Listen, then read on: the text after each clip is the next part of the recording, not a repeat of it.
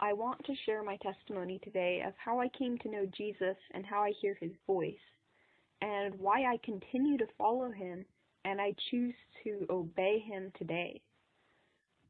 I grew up in a Christian church for the first 10 years of my life, and my parents raised me reading my Bible, going to Sunday school, praying, paying tithes, and much more.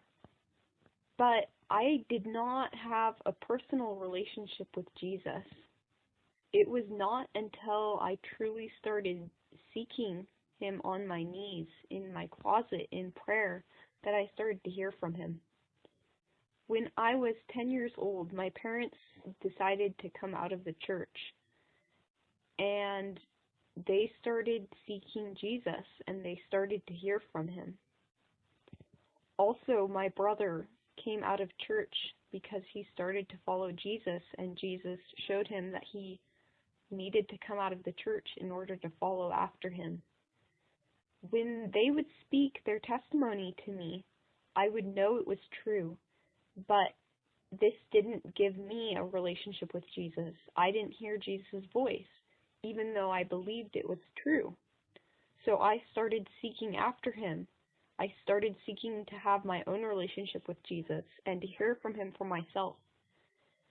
After seeking him on my knees in prayer many nights and all day praying to him to hear anything, he started revealing to me the things that I needed to change in my life.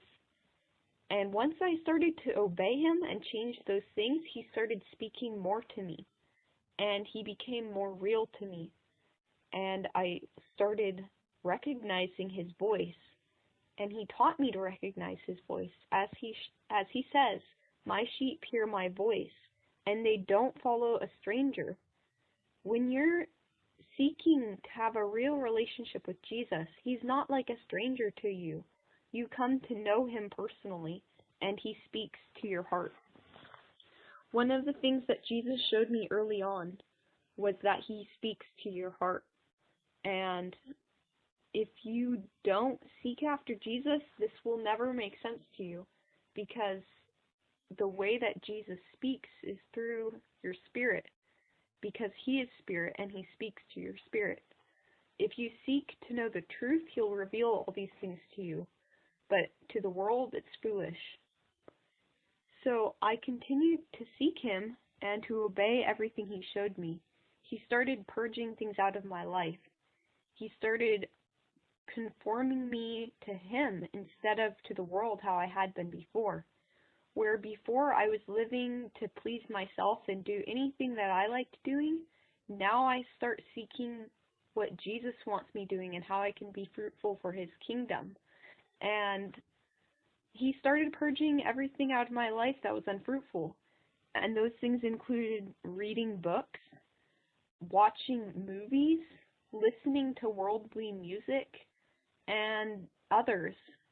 He started purging unfruitful heart conditions such as pride, envy, jealousy, anything that is displeasing to Jesus, he'll take it out of your life.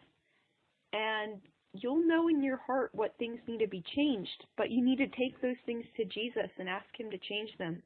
Because I'll tell you for myself, Jesus has worked in my life, and whenever there was anything that would separate me from him, I'd pray and ask him about it, and he would purge it from my life.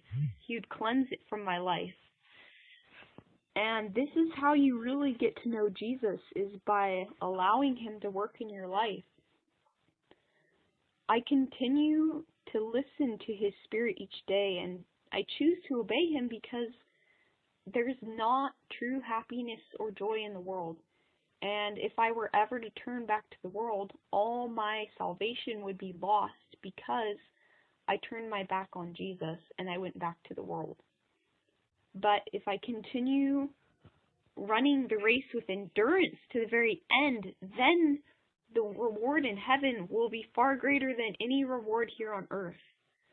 But if I were to turn back to the things of the world, they would be empty and vain. So I choose Jesus, and I choose to obey him daily.